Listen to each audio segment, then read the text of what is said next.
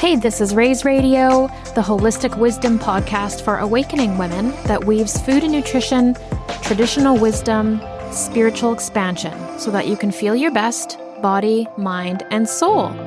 I'm your host, Raina Lutz. Let's dig in.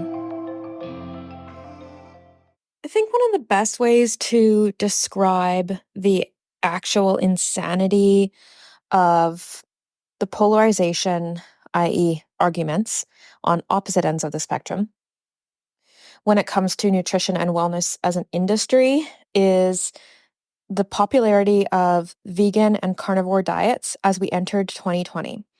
So back in 2019, I was just learning to bridge more of my shamanic medicine work into my holistic nutrition coaching work.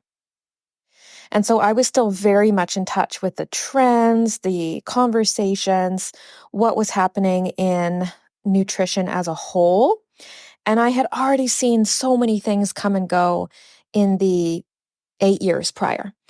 And it was almost as if I had, lived decades and decades of being in this industry, because I had already seen so many things come and go that I kind of learned, I learned the cycles of how this kind of all works, how humans get brainwashed in and out of certain things, and how we learn to heal by unlearning certain things.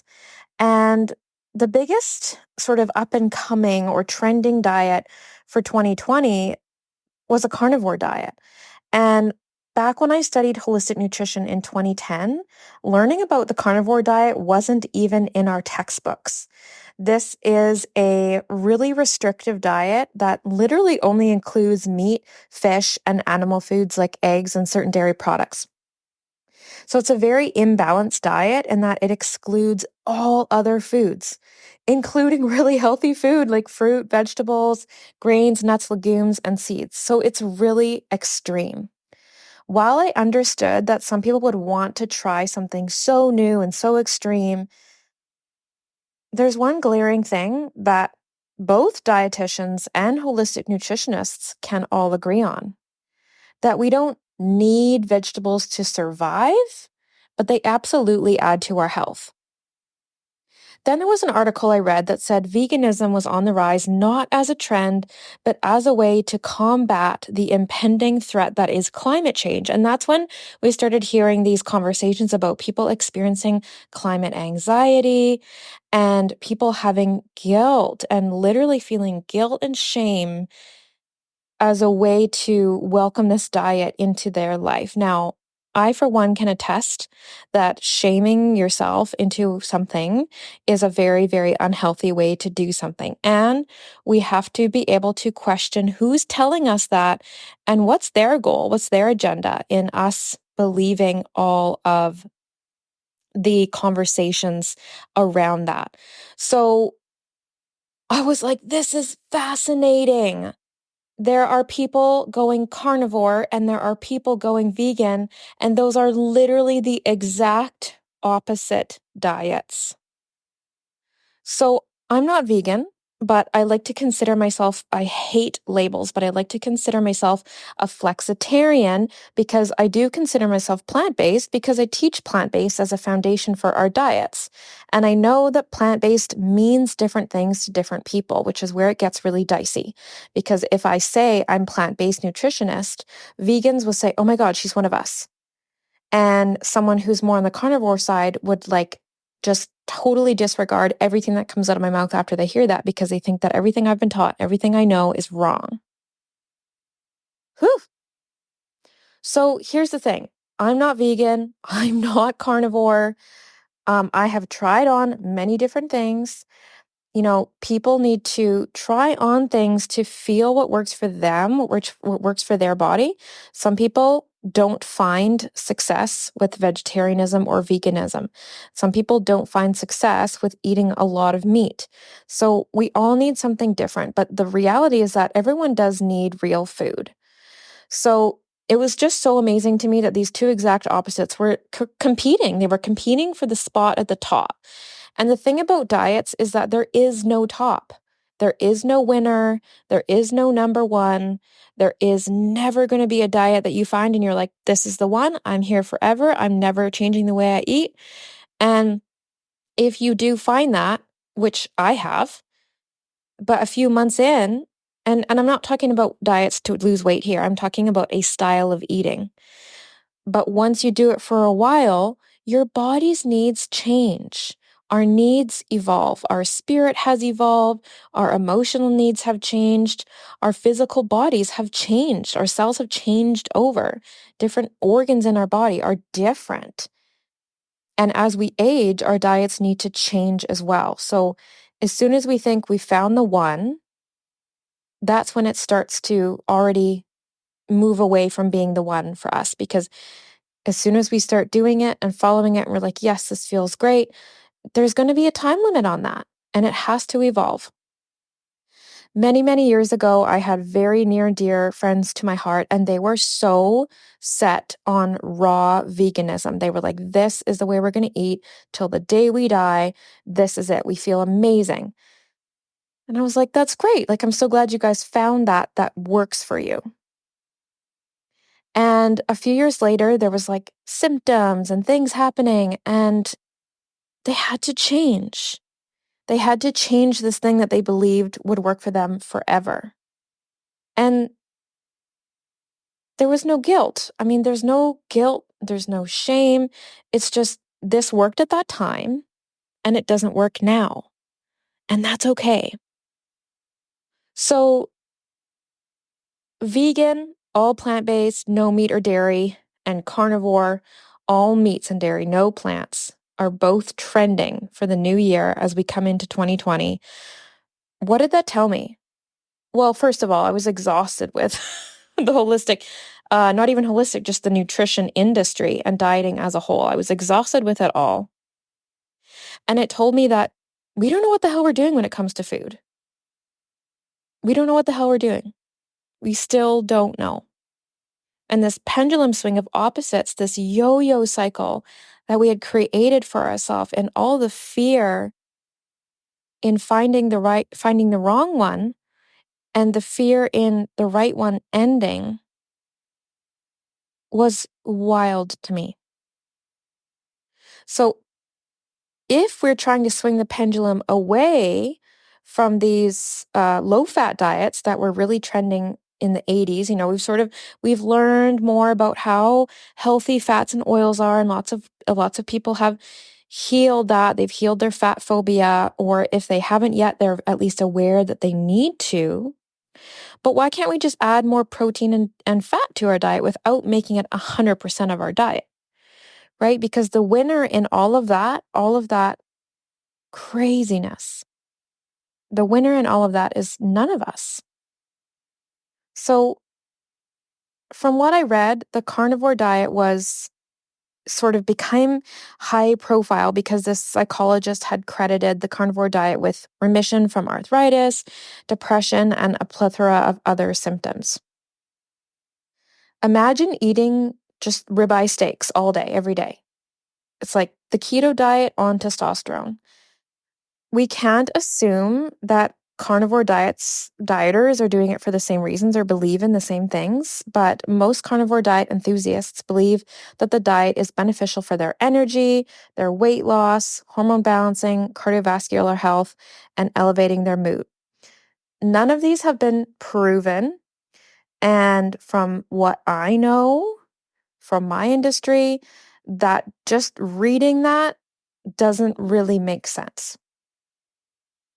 We all know that dieting never works as a long-term solution to the problem, and that when we use diets as a short-term quick fix, they can be really harmful for our body.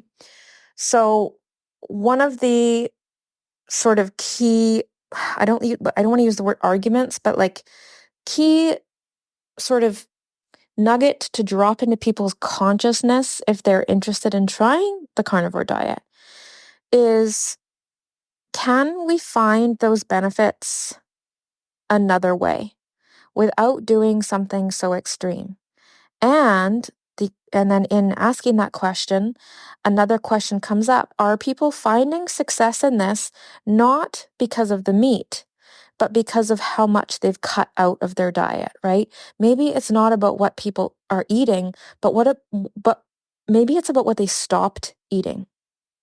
If you're only eating meat, imagine how much junk food and combinations of food that are stressing your digestive system, all of that is gone. Maybe that's part of it, right? So that's been sort of a question mark for a lot of people is the carnivore diet about the meat or is it just about all the other stuff you've cut out? And I think that's really, really important.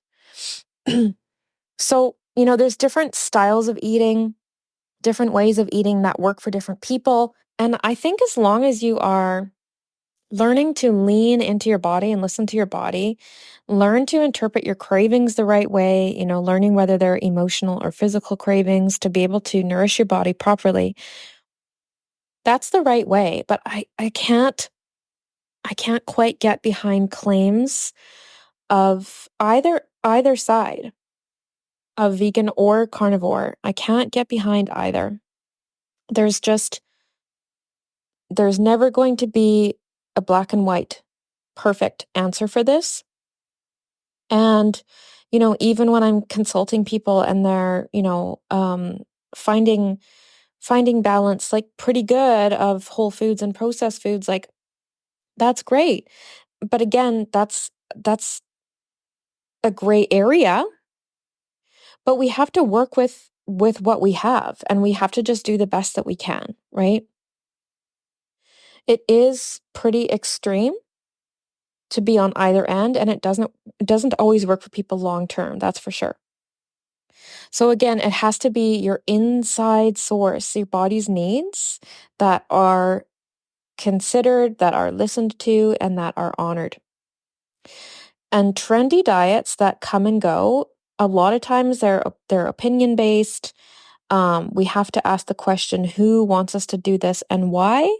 What do they get out of that? Um,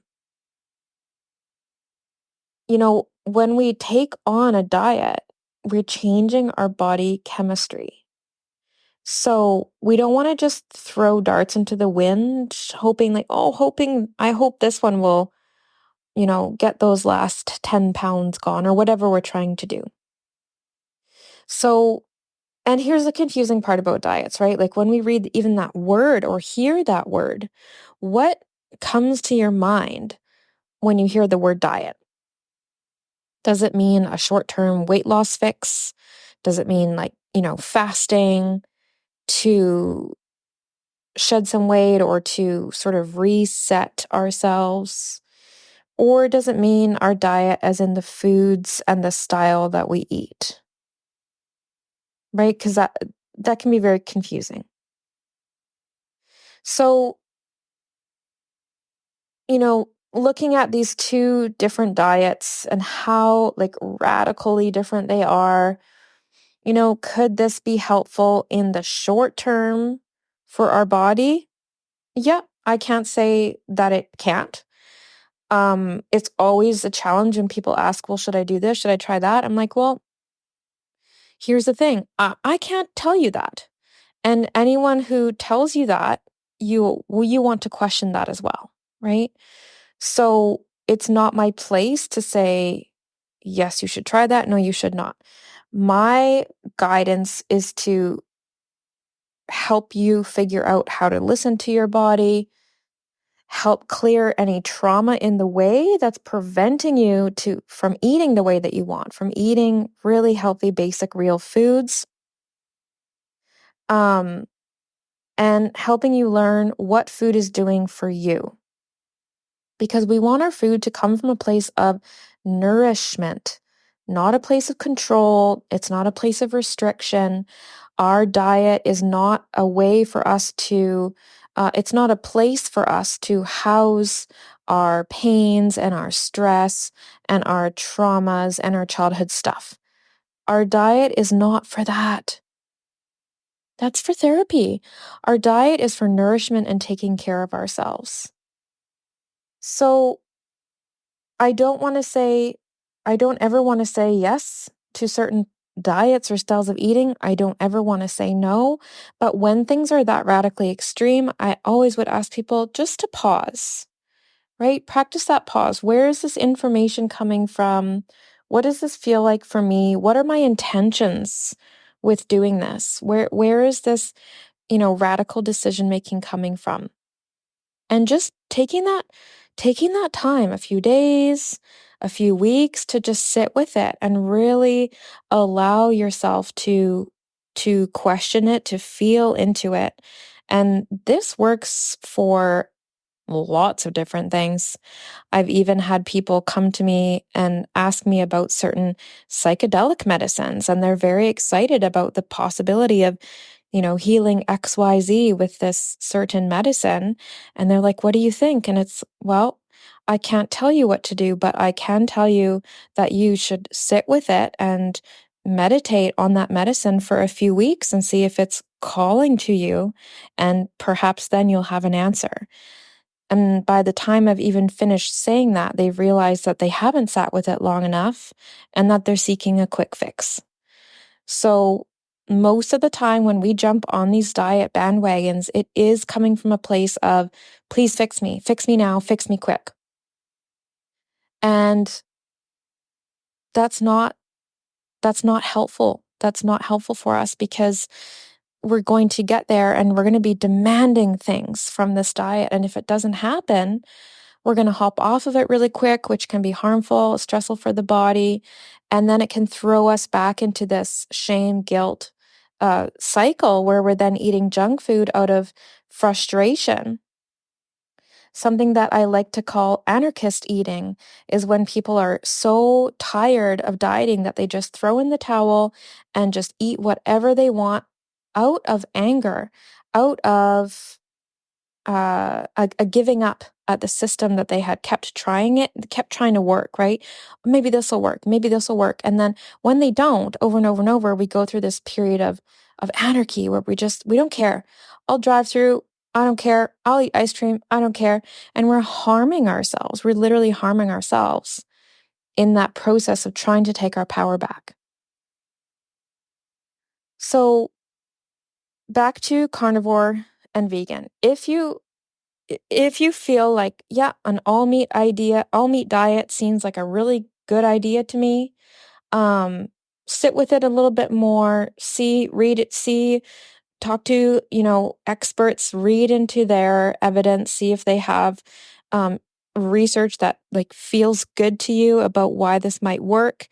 Um, if you have access to elders in your community, talk to elders, see if it is something that is lining up with culture, if there are cultural foods you can get within that diet. Feel into whether or not this is actually good for your health, right? Do some reading, sit with it. Now, from a nutrition standpoint, meat is pure protein and fat. Our body is meant to fuel itself on glucose from carbohydrates. So when carbs are digested and sent into the bloodstream, they become sugars called glucose.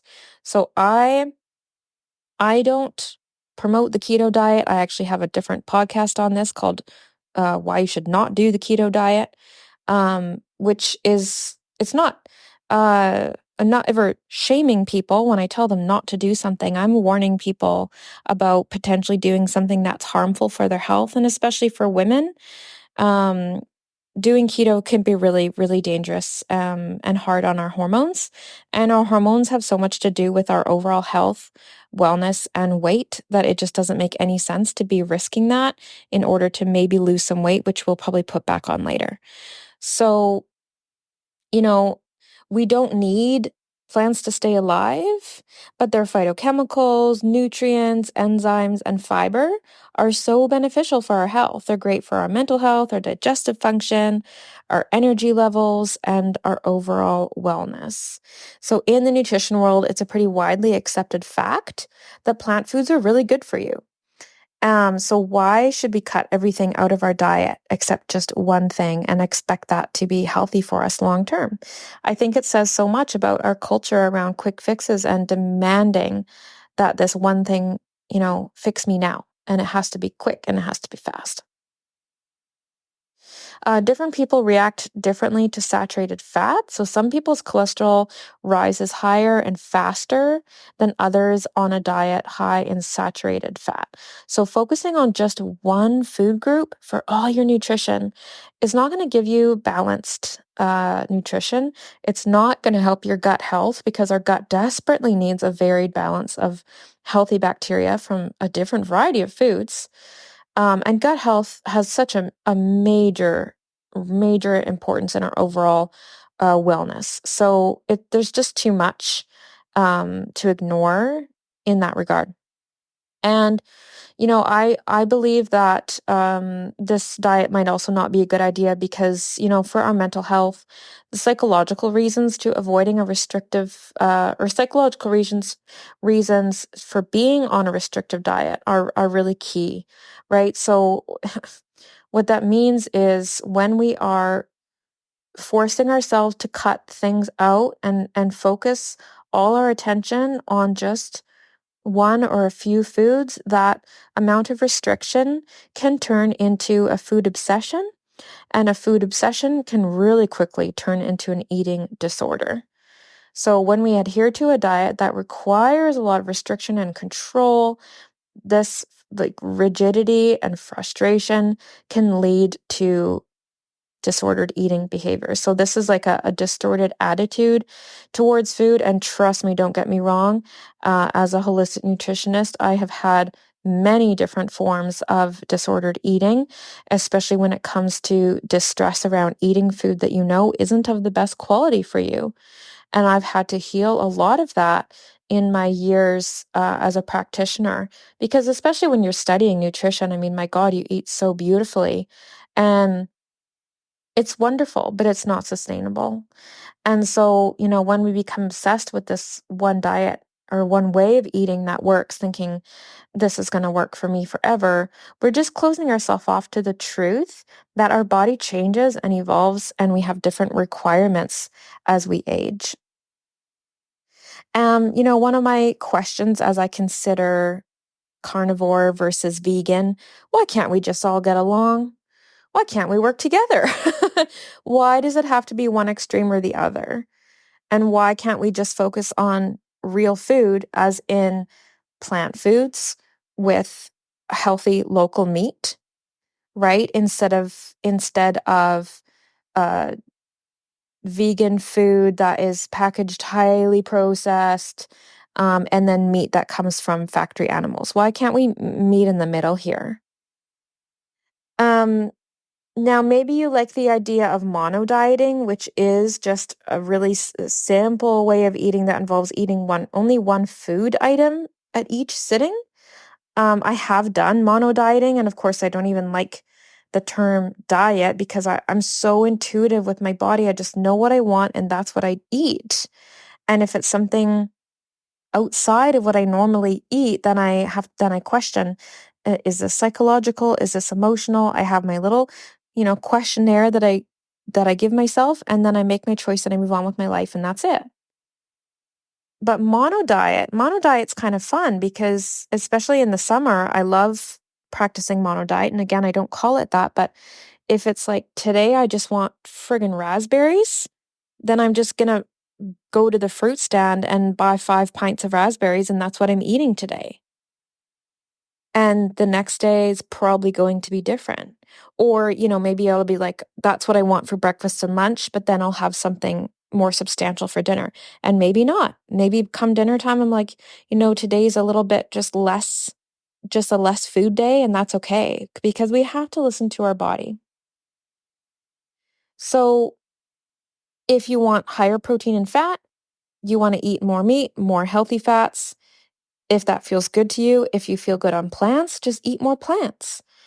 Um, we want to change the type of food that we are currently on when it feels good to do so. Variety is key, and allowing ourselves to make changes as our body changes is really important. So holistic nutrition, all of this is about supporting our well-being, getting back to the land, and eating a natural, balanced whole foods diet. One of the elders that I took a training with, he talked about eating and living close to the way that our Paleolithic ancestors did. Now, he didn't mean everyone must go on a paleo diet. He meant to live a quieter, simpler life and to eat in a way where we're not going through drive-throughs 2 times a day. We're not eating, packaged foods. We are eating foods that are real from the produce section and just very simple. Is eating that way going to be doable for every single meal every day for the rest of your life? No, but it's a lens that we want to look at our life through. Now, there's no reason to believe that any one way is best for everyone all the time. So I believe strongly that having flexibility in our diet, in our mind, is so important. It's always a good idea to examine everything surrounding a diet that you're thinking of trying. Food definitely affects and creates our health, but we also need balanced mental health, a good support system, enjoyable exercise, our spiritual food, learning time, and hobbies. And we need all this in a healthy home and with a career that fulfills us. Like everything in life, balance doesn't come just from food. It doesn't come just from one thing. It's a plethora of puzzle pieces and a healthy mindset about it all. Thanks for listening. You can find me online at www.rainadonlutz.com.